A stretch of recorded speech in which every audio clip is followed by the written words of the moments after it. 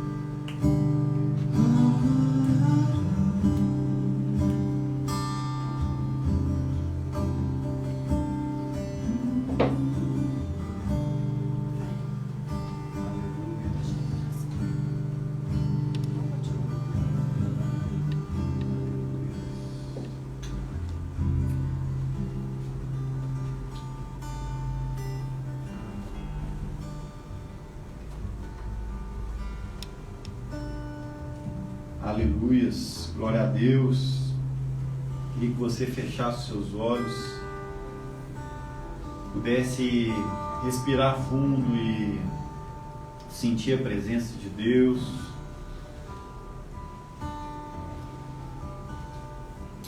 Oh Pai, nós queremos mais do Senhor, nós queremos menos de nós mesmos, Deus. Nós queremos mais do Senhor, Deus, menos de nós mesmos.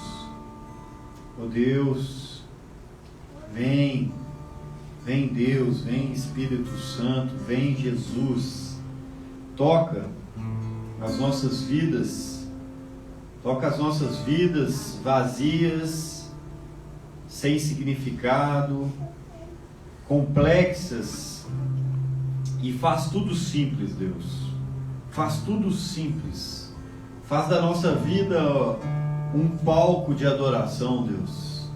Um palco de adoração. Nós queremos que as nossas vidas sejam um palco de adoração a Ti, Deus.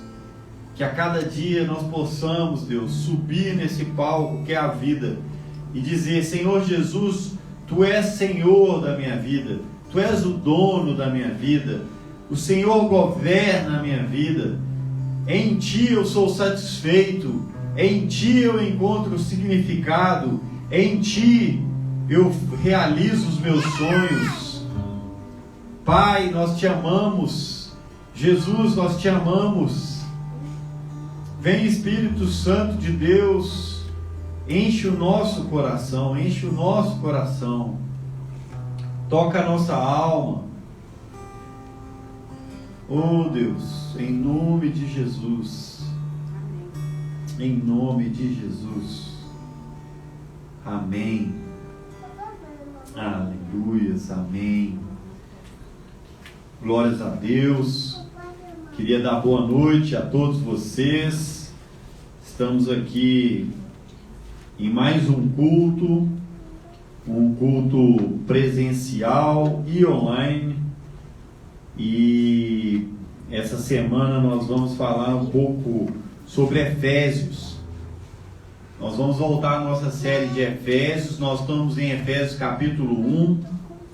E é com muita alegria que eu falo de Efésios, porque Efésios, como nós dissemos, é um livro profundo e um livro que fala de Deus, um livro que fala do espiritual, do celestial.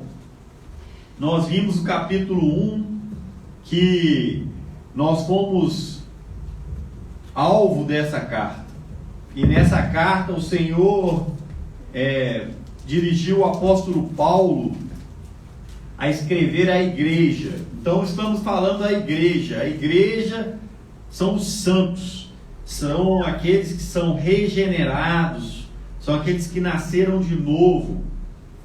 E as marcas, nós vamos ler aqui uma marca muito importante da igreja.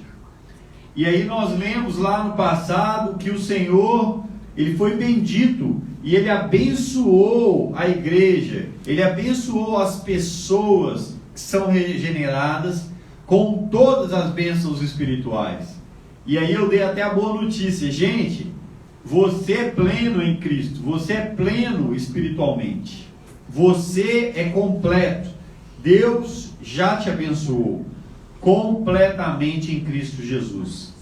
Então, com a nossa vida, com o nosso caminhar, nós vamos abrindo esses presentes, as revelações de Deus, a palavra de Deus vai se cumprir na nossa vida. Nós vamos reconhecendo a palavra de Deus, e essa palavra então vai sendo revelada a nós, e nós vamos apropriando dessas bênçãos.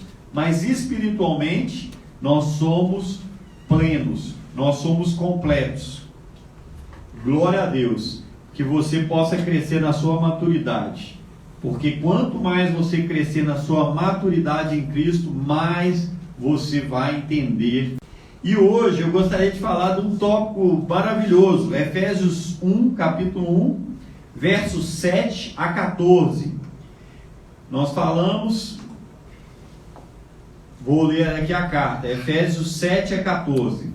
Nele temos a redenção por meio do seu sangue, o perdão dos pecados, de acordo com as riquezas da sua graça, na disposição da plenitude dos tempos. Nele fomos também escolhidos, tendo sido predestinados, conforme o plano daquele que faz todas as coisas, segundo o propósito da sua vontade, a fim de que o que primeiro esperamos em Cristo sejamos para o louvor da sua glória. Eu vou ler a segunda parte daqui a pouco. Basicamente, gente, esse texto fala de um pagamento, de uma redenção, de um resgate. Esse texto fala de um resgate que não foi um resgate com grana, não foi um resgate com negociação, foi um resgate através do sangue de Jesus. O sangue de Jesus nos resgatou. O sangue de Jesus pagou o preço pela minha vida, pelo meu relacionamento com Cristo, pelo seu relacionamento com Cristo. Gente, quando você pensar nisso, você vai começar a dar valor para a cruz. Porque na verdade você não é aquele que conseguiu, através das suas boas atitudes, ou através da sua boa vontade, ou através de uma profissão de fé na frente da igreja, ou mesmo através de um batismo, seja ele qual for, você não foi aceito por Deus porque você fez alguma coisa. Quem fez foi Jesus, e a redenção, o pagamento, foi o sangue de Cristo. Eu queria te perguntar se você de fato tem sido grato esta noite, se você tem sido grato por Jesus na cruz. E grato significa receber a salvação e viver conforme esse chamado. A palavra de Deus diz que nada menos nem nada mais foi entregue, mas o sangue de Jesus foi entregue. Ele derramou o sangue de Jesus. E aí o que aconteceu? Você foi perdoado dos seus pecados. Você hoje pode ter vários problemas. Você ainda pode lidar com alguns problemas. Mas se você confia em Cristo para a sua redenção, e você está caminhando no sentido de santificação, a palavra de Deus fala que seus pecados foram perdoados. e ele tem um tesouro que é de acordo com as riquezas da graça. Gente, não tem pecadão para Deus, porque a graça de Deus é enorme. Então não existe pessoas que estão distantes demais de Deus. O sangue de Deus, a graça de Deus é tão grande que ela vai ser tão alta quanto o maior orgulho que possa haver na terra, e tão baixa quanto o maior pecado, quanto o pior pecador aos olhos dos homens. Ela vai cobrir tanto o orgulho do homem, ela vai cobrir tanto o pecado, ela vai cobrir todas as facetas do nosso pecado, e ele vai nos dar vida nova. Então ele revela esse mistério, o segredo de um propósito de Deus. Aqui fala do caráter de Deus. Deus é um Deus que tem propósitos para a sua vida, propósito para a minha vida. Significa que Deus não age como um homem sem planejamento, vamos dizer, um homem que está ali levado por impulsos. Deus não age por impulsos, Deus não age por pensamentos imediatistas. Deus tem propósitos eternos. Deus tem propósitos eternos para nós. E aqui diz que Ele estabeleceu em Cristo esses propósitos e colocou Jesus Cristo no centro de todas as coisas. Dentro do propósito de Deus não está a sua felicidade como centro. Dentro do propósito de Deus não está a criação dos seus filhos. Dentro do propósito de Deus não está no centro seu relacionamento amoroso. Dentro do propósito de Deus não está nada terreno, nem mesmo a igreja. No centro dos propósitos de Deus está Cristo. A igreja não é um alvo em si, um relacionamento não é o alvo da sua vida, criação de filhos não é o alvo da sua vida, emprego e dinheiro não é o alvo da sua vida, porque a Bíblia nos diz aqui em Efésios capítulo 1, versículo 10, que Ele vai fazer convergir todas as coisas em Cristo, celestiais, quer dizer, a igreja é algo espiritual, a igreja está aqui na terra através dos cristãos, mas ela é algo espiritual, tanto as celestiais quanto as terrenas, o meu trabalho, o seu, o esporte, a vida, o dinheiro, a roupa, o tempo, todas as coisas vão convergir para Cristo. Obrigatoriamente, todas as coisas vão convergir para Cristo, nos propósitos de Deus. E melhor que nós nos alinhemos ao propósito de Deus hoje, porque aí nós vamos estar com um coração e um espírito adorando ao Senhor, já desde agora, porque assim será no céu. Aleluia. Existe até um conto, né? Que certa vez o cara falou: não, eu não gosto disso, eu não gosto de louvor, eu não gosto da palavra de Deus, eu não gosto disso. Mas do céu você gosta? Não, do céu eu gosto. Aí, sei lá, ele chega lá no céu, e será que ele vai enxergar, vai ter o quê?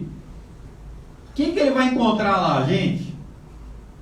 Ele vai encontrar o quê? Adoração. Ele vai encontrar lá a sabedoria de Deus, a pessoa, a sabedoria de Deus. Ele vai encontrar lá, né, todos esses elementos que são as riquezas celestiais de Deus. Então, só vai chegar lá quem for redimido pelo sangue do Cordeiro. E é melhor que nós nos converjamos, já nos direcionemos para o propósito central, que é Cristo. E aqui fala que todas as coisas serão segundo o propósito da sua vontade, a fim de que nós, ou seja, tem um propósito, os que primeiro esperamos em Cristo, sejamos para o louvor da sua glória. Sejamos para o louvor da sua glória. No final, tudo vai adorar a Deus. Tudo. Inclusive eu e você. E Deus nos chama para nós já começarmos esse processo agora. No versículo 13, queria ler capítulo 1, versículo 13 e 14. Quando vocês ouviram e creram na palavra da verdade, o evangelho que os salvou, vocês foram selados em Cristo, com o Espírito Santo da promessa, que é a garantia da nossa herança, até a redenção daqueles que pertencem a Deus, para o louvor da sua glória. Esse verso tem um texto muito interessante. Paulo fala do selo do Espírito Santo 2 vezes em Efésios e 1 em Coríntios. E aqui ele fala que quando nós ouvimos e cremos na palavra, o evangelho que nos salvou, está falando de homens e mulheres regenerados, que creram na palavra, ouviram o evangelho, Deus o selou em Cristo. Deus o selou em Cristo. Eu trouxe aqui um livro que eu estou lendo aqui, muito interessante, tem um selo, até o título do livro é Efésios, e tem um selo. E aqui dá para vocês, imaginam, enxergar, talvez esteja de longe, mas tem um selo com um anel real, né? E antigamente nós tínhamos cartas que eram escritas, e essas cartas eram escritas e elas eram seladas.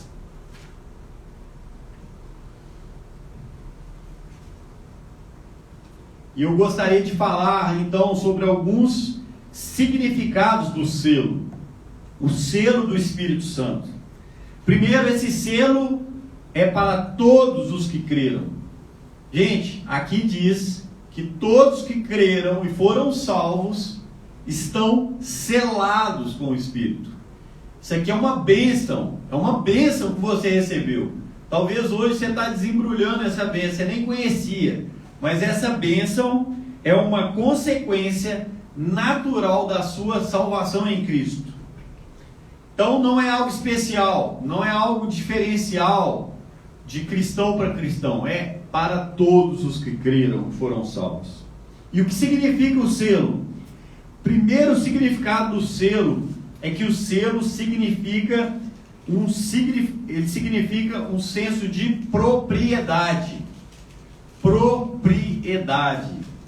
Gente, quando nós selamos um bem, quando nós vamos lá e taxamos, colocamos uma etiqueta, aqui no Brasil, muitas vezes, quando você manda um menino para pré-escola, você põe uma etiqueta, João, e tá com uma etiqueta no caderno.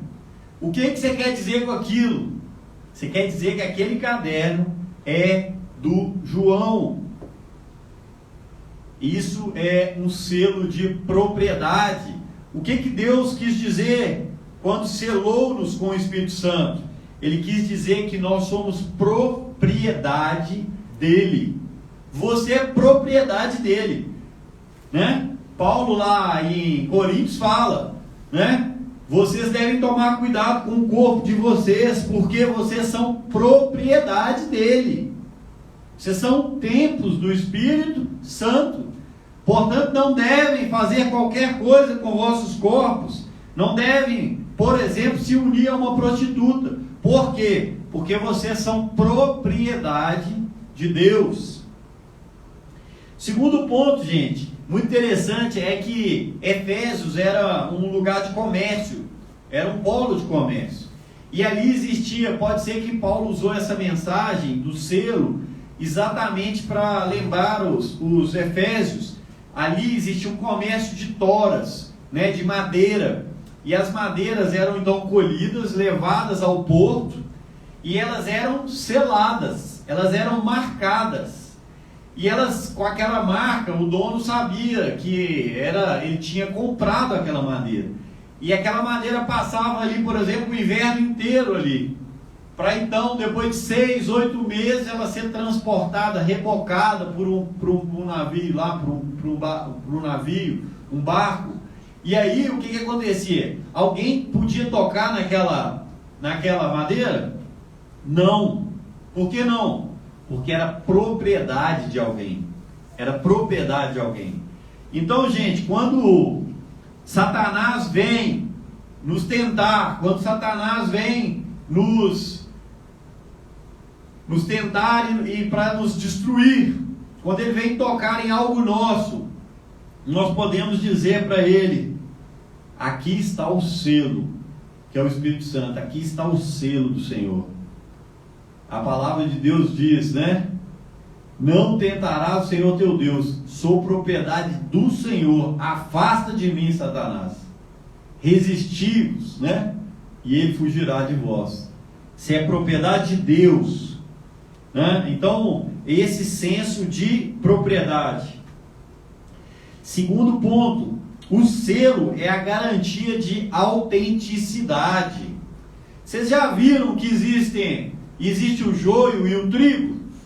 Não existe o joio e o trigo? Não é tudo igual? Tudo igual. Parece trigo, a folha é de trigo, o não sei o que é de trigo, mas na hora da colheita não é trigo. Não é trigo. A palavra de Deus diz que quem tem o selo do Espírito Santo, quem tem o Espírito Santo, é de Cristo. E é autêntico cristão. Romanos 8:9 diz: aquele que não possui o Espírito não é de Cristo. Tem gente na igreja que é religioso. Tem gente na igreja que é igual crente, faz tudo que crente faz, mas não tem o Espírito Santo. Aprendeu, foi criado talvez na igreja, ou passou anos repetindo, como um papagaio, coisas que aprendeu, coisas que ouviu, atitudes que praticaram, mas não tem o Espírito Santo. A Bíblia diz que o selo é a autenticidade do cristão. Vós, porém, não estáis na carne, mas no Espírito, se de fato o Espírito de Deus habita em vós. E se alguém não tem o Espírito de Deus, esse tal não é dele. Esse tal não é dele.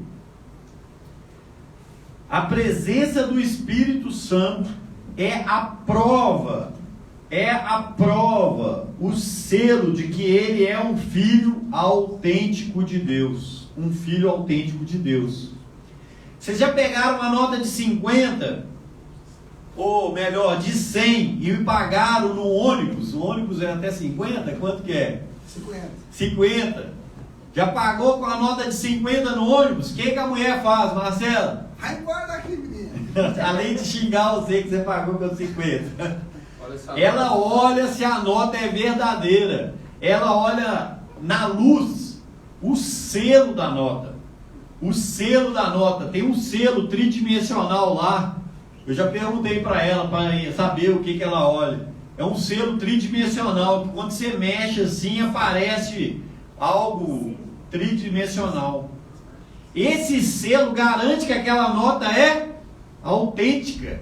E ela então xinga o Marcelo, mas pega o troco, dá o troco para ele e fala: pode seguir, meu amigo. Você pagou por 50, eu estou chateada com você, mas a nota é autêntica. Você tem direito de viajar nesse ônibus. Você tem direito.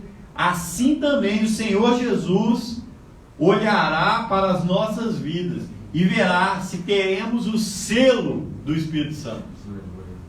O selo. Romanos 8,16 diz: o próprio Espírito testifica em nosso espírito que somos filhos de Deus. Filhos de Deus, o próprio Espírito. Então nós estamos falando de algo espiritual. Estamos falando de pertencimento. Aqui diz em João 14: e eu rogarei ao Pai, e eles vos dará outro Consolador, a fim de que esteja para sempre convosco. Gente, esse selo de autenticidade, ele não é retirado de nós. Ele não é retirado de nós. Ele é parte da vida cristã. Ele pertence à nossa vida. Ele será eternamente um companheiro conosco. Está escrito aqui que ele é contínuo. Lá no Velho Testamento, Davi orou: não tires o teu espírito de mim, Senhor, porque eu sou homem pecador e tal. essa oração não faz parte da nova aliança. Não faz parte. Não adianta você pedir para Deus o tirar. Ou é, ou não é. Ou é redimido, pago, santo em Cristo, ou não é. Segundo, terceiro significado do selo é o penhor da garantia. O penhor da garantia. Quem aqui já teve a infelicidade de ir na Caixa Econômica e deixar uma joia lá? Ouviu alguém deixar? Isso chama penhor. Você vai lá, põe uma joia de 10 mil e recebe 5 mil de volta.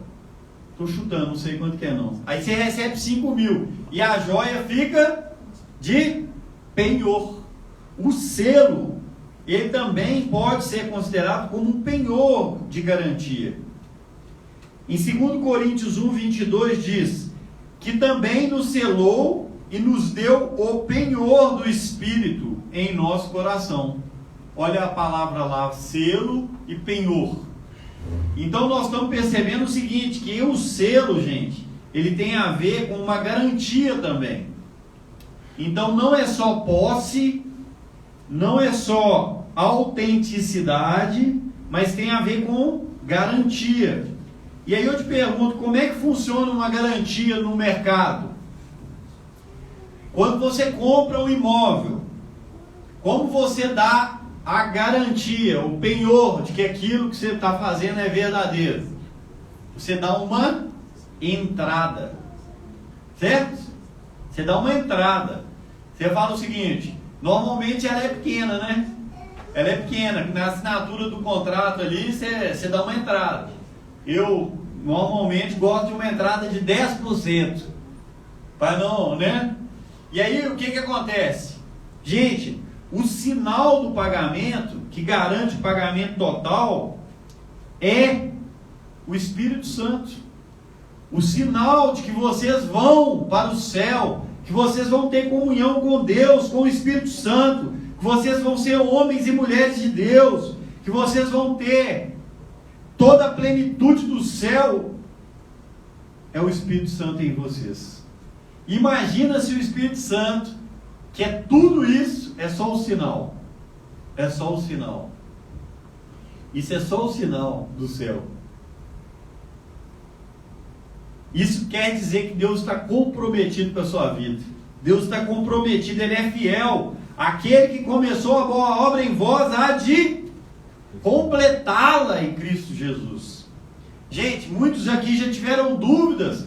A vida estava parada, a vida estava difícil, a vida estava com doenças, com problemas financeiros, problemas amorosos, sua mulher te deixou, só o seu homem te deixou, seus meninos estão rebeldes, o negócio está ruim.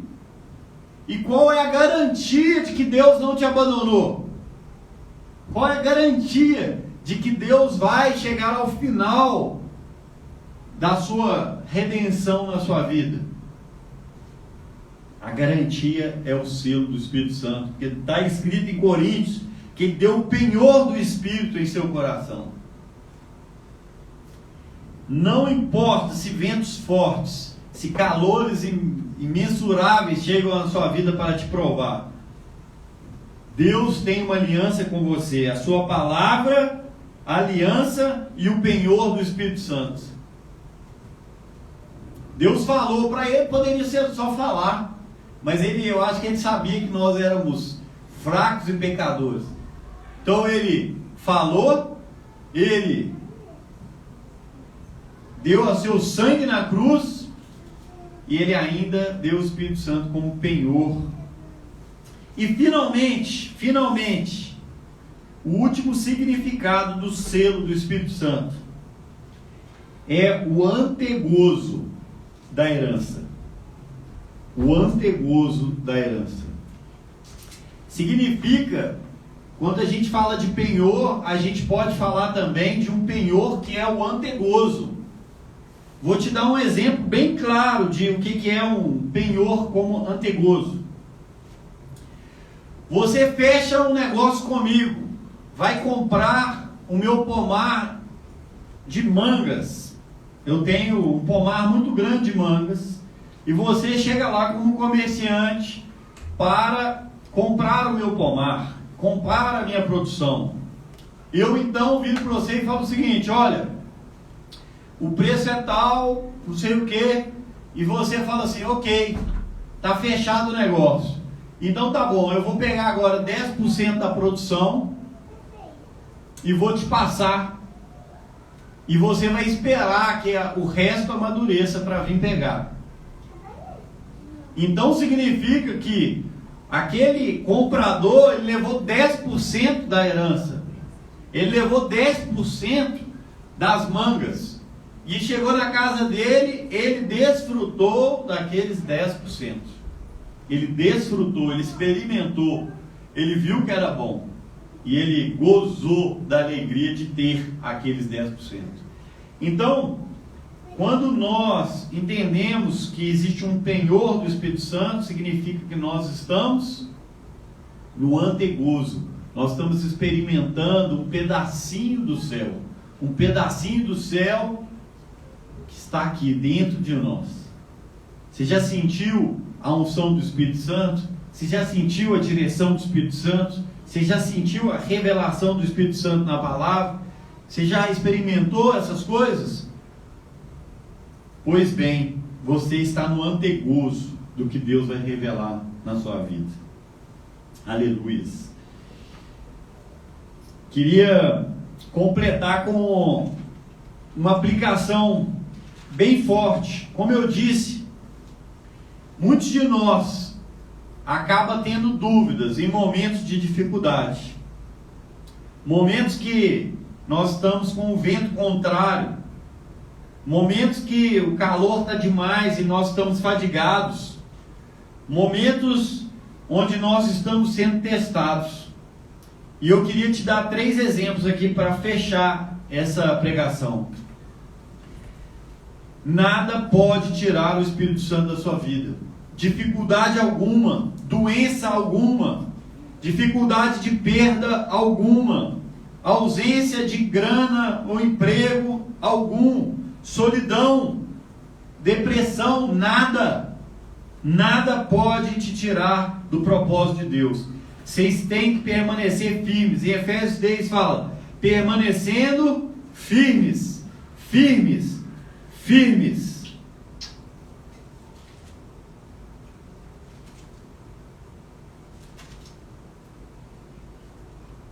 Permanecendo firmes. E o que é permanecer firmes? É crer que Ele já te deu o penhor e que você agora pode permanecer firme na segurança do Espírito Santo, na segurança de que Deus está no controle, na segurança de que Ele é fiel e fará aquilo que Ele prometeu.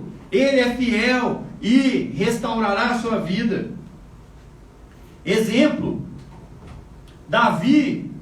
Gente, Davi foi um homem que ganhou de Golias, e Deus tinha falado para ele que ele seria rei. E aí o Saul falou: agora eu quero te levar para o meu reino para você tocar harpa. Era harpa que ele tocava, né? E aí ele começou a tocar a harpa para acalmar Saul de um espírito demoníaco lá. E toda hora que Saul ficava nervoso, ele ia lá, aí acalmava Saul. Certo dia Saul pegou uma lança e já estava enciumado e tentou matar Davi, e por pouco errou a lança, e aí Davi fugiu.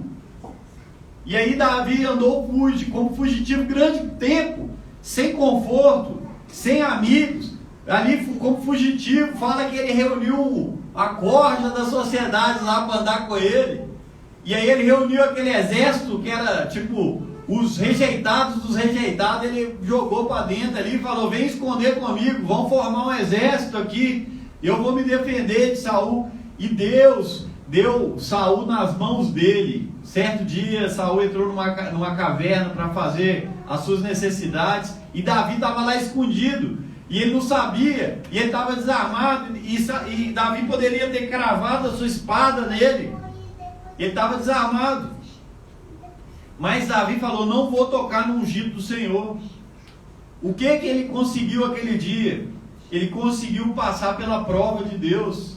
Ele conseguiu falar o seguinte: Deus, eu sou um servo do Senhor, eu não faço aquilo que você diz para não fazer. Você falou para não ir, para não tocar ungido, eu não vou tocar ungido de Deus. Eu vou esperar o tempo de Deus.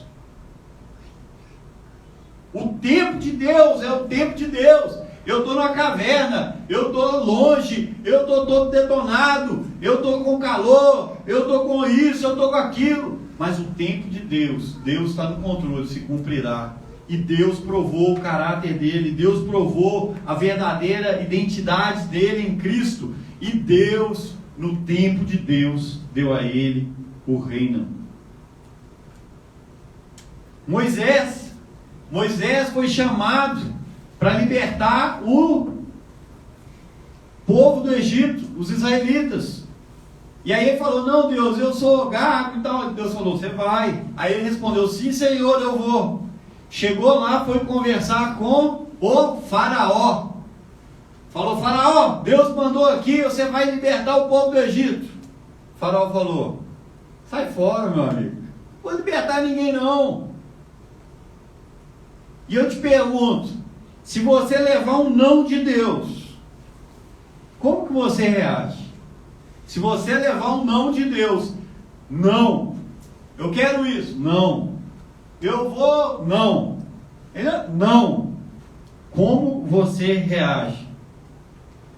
Porque ele não foi para libertar, ele não foi lá com a autoridade de Deus, ele não encontrou com o faraó. Então não era para ter acontecido o que ele tinha orado, não era para ter acontecido o que Deus tinha falado.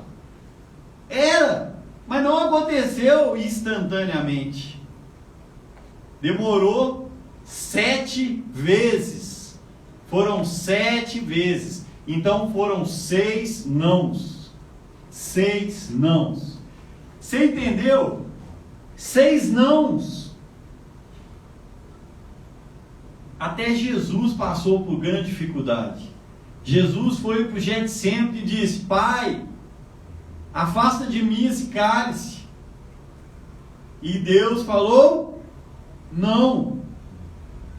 E ele encarou a cruz. E lá na cruz ele disse: Pai meu, por que me abandonaste? Ele enfrentou a escuridão, houve trevas.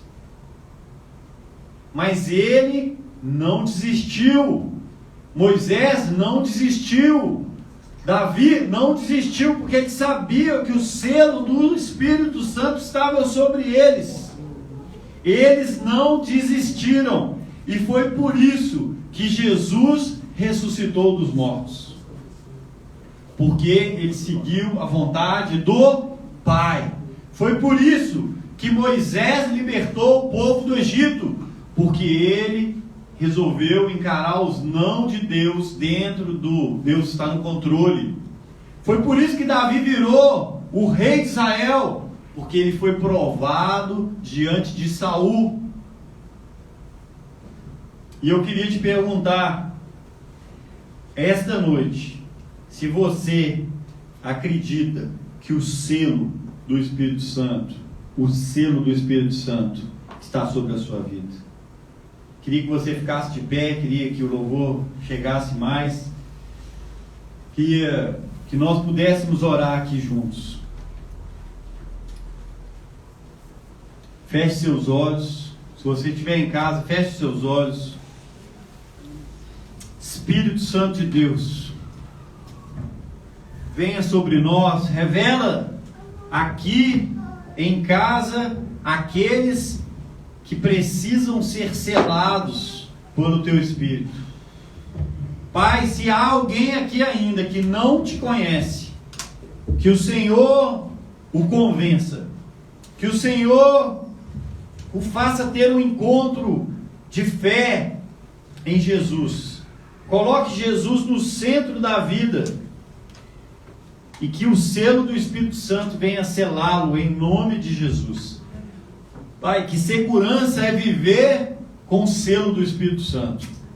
Porque nós passamos sim por provações, nós passamos sim por dificuldades, mas nós cremos que o Senhor é conosco. O Senhor é conosco. O Senhor está no controle. O selo do Espírito Santo é o penhor. É o penhor. É a entrada. É o antegozo de que tudo vai ser feito. 100% será feito. 100% da vontade de Deus acontecerá. 100% da vontade e do propósito de Deus acontecerá. Oh, glória a Deus, porque hoje nós podemos descansar, porque nós temos o selo do Senhor, nós temos o selo do Espírito Santo, nós somos propriedade dele, nada nem ninguém pode nos tocar, nós somos selados, nós somos propriedade, e nós já experimentamos agora algo do que será nos céus. Aleluia, Deus, louvado seja o teu nome. Amém.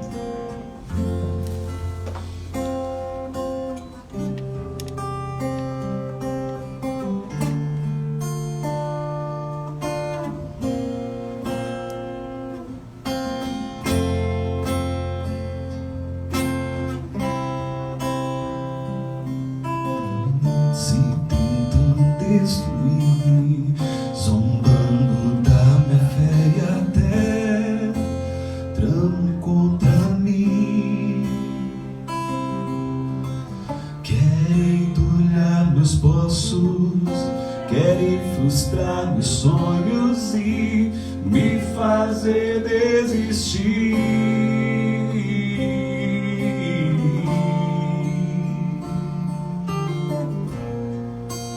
Mas seus planos se cumprirão sobre nós, Jesus.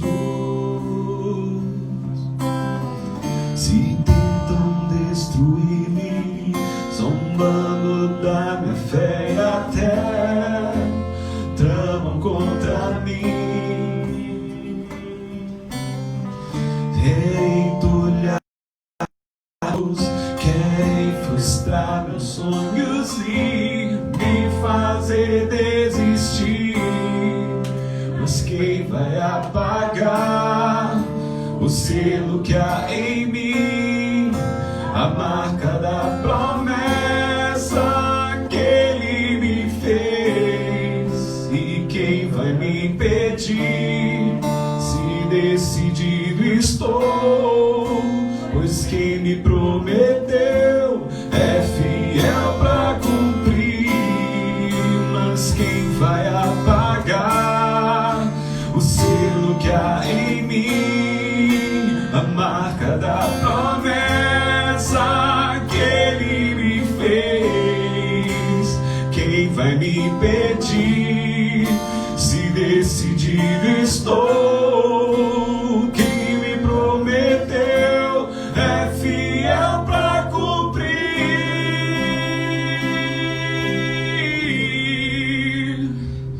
O meu Deus nunca falhará.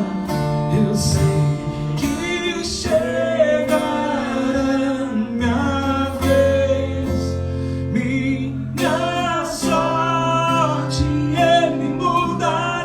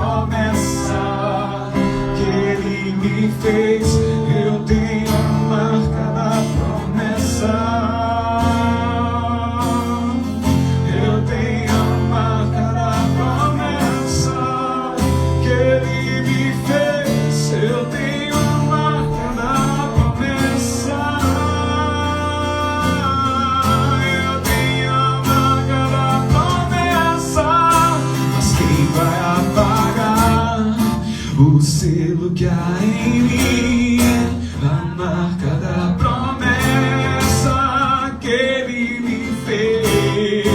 E quem vai me impedir? Se decidido estou, pois quem me prometeu é fiel pra cumprir. O meu Deus nunca falhará. Eu sei que chegará minha vez, minha sorte Ele mudará diante dos meus olhos. O meu Deus nunca falhará. Eu sei que chegará minha vez, minha sorte Ele mudará diante dos meus olhos.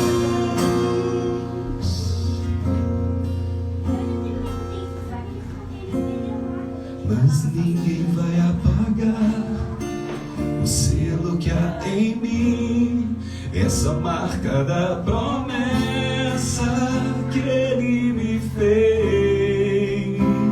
Oh, eu tenho essa marca da promessa. Eu tenho a marca da promessa que Ele me fez. Aleluias, glória a Deus. Maravilhoso mesmo poder lembrar dessas verdades. Maravilhoso poder lembrar que Jesus nos marcou. Não há retorno, não há saída. Ele é fiel e Ele cumprirá o seu chamado em nossas vidas. Glória a Deus.